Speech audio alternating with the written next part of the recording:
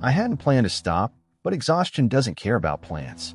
After driving through miles of rain-slicked highway, the Pinewood Inn was the first sign of civilization I'd seen in hours. Its flickering neon sign cut through the mist like a warning, but I was too tired to heed it. I pulled into the gravel lot, my tires crunching to a stop. There were only 3 cars parked there, their windows fogged with condensation. The building itself looked weathered by decades of neglect, its once bright paint faded to a sickly gray. I hesitated for a moment, the low hum of dread settling in my stomach. Then the rain picked up, heavier now, drumming against the roof of my car. I grabbed my bag and made my way inside. The lobby smelled faintly of mildew, with water stains creeping across the ceiling. A small desk sat against the far wall, and behind it was a man who looked as though he hadn't slept in weeks. His skin was pale, his eyes sunken, and he greeted me with a kind of smile that wasn't meant to be reassuring. "Need a room?" he asked, his voice gravelly. "Yes," I said. "Just for the night." He slid a guest book toward me, its pages curling with age. I signed my name, the pen scratching faintly against the paper. "Room 7, he said, handing me a brass key. "Thanks," I said, turning toward the hallway. "Wait," he said abruptly. I paused, looking back at him. His expression was unreadable. "Don't turn on the TV," he said. "What?" He didn't elaborate, just stared at me with those sunken eyes. "Okay," I said, my voice uncertain. "Thanks for the warning, I guess." Room 7 was exactly what you'd expect from a place like this. The bedspread was a floral pattern straight out of the 1970s, the wallpaper yellowed and peeling at the edges. A single chair sat near the window, and in the corner of the room was an old CRT television, its screen blank and reflective. I tossed my bag onto the chair and sank onto the bed, the springs groaning beneath me. The receptionist's warning replayed in my mind. "Don't turn on the TV." I glanced at it.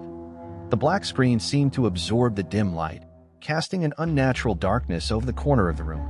"It's just a TV," I told myself. But the longer I stared at it, the heavier the air in the room seemed to become. I shook off the feeling and turned away, climbing under the scratchy covers. The rain outside continued to fall, its rhythmic tapping against the window lulling me into an uneasy sleep. I woke to the sound of static. It was faint at first, barely audible beneath the drumming of rain.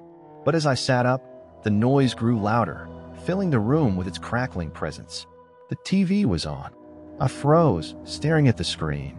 Gray and white snow filled the display, the static hissing like whispers in the dark. I turned it off, I muttered, my voice trembling. As I reached for the remote, the static shifted.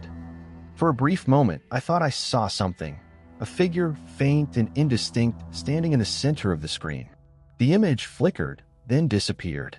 I turned the TV off and climbed back into bed, pulling the covers over my head. Sleep didn't come easily. The next morning, the static was gone, but unease lingered like a bad dream. I packed my things quickly, eager to leave, but when I stepped into the hallway, I froze. The hallway wasn't the same. The carpet was gone, replaced by wooden floorboards that creaked beneath my weight. The walls were covered in peeling wallpaper, and the air smelled damp and sour. "What the hell?" I whispered. I turned back toward my room, but the door had disappeared. In its place was a blank wall. Panic set in. I stumbled down the hallway, my footsteps echoing in the oppressive silence. The further I went, the more the hallway twisted and turned, becoming a labyrinth of identical corridors. Doors lined the walls, each one marked with a brass number. I tried several, but they were all locked. The static returned, faint at first, then louder. Ahead of me, at the end of the hallway, the door creaked open. Room 7. I stepped inside, my heart pounding. The room was identical to the one I'd left. Same bedspread, same wallpaper, same ominous television. But something was different. The air felt heavy, oppressive, as if the room itself was alive. The TV clicked on. This time, the screen didn't show static. It showed the hallway outside the room. A figure stood at the far end, its blurred face turned toward the camera. I couldn't move, couldn't breathe. The figure began to walk, its movement slow and deliberate. The screen flickered, and suddenly, the figure was in the room with me. I stumbled back, my legs trembling beneath me. The figure stood motionless in the corner, its face an unrecognizable blur. It wore a dark suit, its fabric hanging loosely on its thin frame. "Who are you?" I whispered, my voice barely audible. The figure tilted its head, as if studying me. Then it spoke, its voice a distorted crackle. You shouldn't have turned it on. Before I could respond, the lights flickered and the room went dark. When the lights returned, the figure was gone, but the static remained. The TV now showed images, faint, flickering scenes of people. I saw a man sitting in a dark room, staring blankly at a television. A woman crying, her face buried in her hands. A child, standing motionless, their eyes wide with fear. The scenes shifted, blending into one another like a broken reel of film. What is this? I asked aloud, though I wasn't expecting an answer. The signal, a voice replied. I turned to see the figure standing by the door, its head tilted at an unnatural angle. What do you mean? I asked, my voice shaking. It's everywhere, the figure said, but only some can see it. Over the next few days, or what felt like days, I learned the truth about the Pinewood Inn. The figure, who called itself the Signal, explained that the inn wasn't bound by the normal rules of time and space. It was a node, a point of connection for those who had stumbled too close to the frequency. What happens to them? I asked. They become part of the broadcast, the Signal replied. I thought about the people I'd seen on the TV, the man, the woman, the child. Were they trapped here too? Can I leave? I asked, though I already knew the answer. The Signal didn't reply.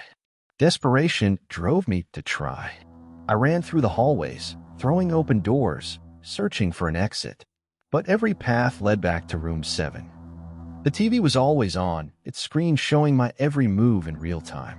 At one point, I saw something else, a car pulling into the parking lot. A man stepped out, looking tired and disheveled. It was me. I don't know how long I've been here. The Signal doesn't speak to me anymore.